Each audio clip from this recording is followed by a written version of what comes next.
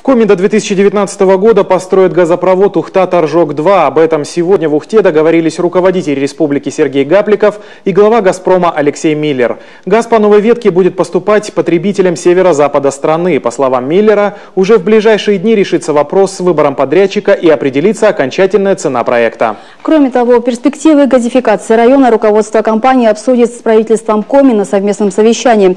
Сергей Гапликов в свою очередь отметил, что программа газификации республики претерпит серьезные изменения. Речь идет о темпах и подходах к ее реализации. Самое главное, та договоренность, которая у нас достигнута, это подписание соглашения о реализации на территории Республики Коми проекта Ухта-Торжок-2. При этом, кроме соглашения, которое будет предусматривать обязательства сторон, будет еще отдельное соглашение, которое будет предусматривать компенсацию для Республики Коми ущерба для дорожной сети республики. Эти соглашения после нашей встречи будут подготовлены, и в самое ближайшее время мы их с руководством республики подпишем. Конечно же, мы говорили и о газификации, говорили о том большом потенциале, который есть на сегодняшний день в части увеличения газификации и темпов роста газификации.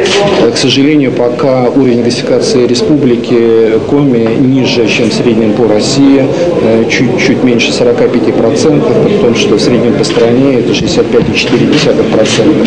Причина, конечно же, заключается в том, что, к сожалению, при прежнем руководстве темпы строительства межпоселковых сетей, подготовки потребителей к приему газа, строительства коктейльных, они были недостаточны.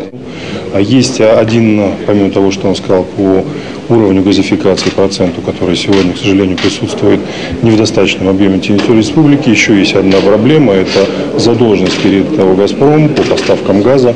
И я, Алексей Дмитриевич, заверил, что если мы до конца года не рассчитаемся с соответствующим, так сказать, рассроченным объемом задолженности, то все, о чем мы говорили с Алексеем Борисовичем, он имеет право просто отменить для республики.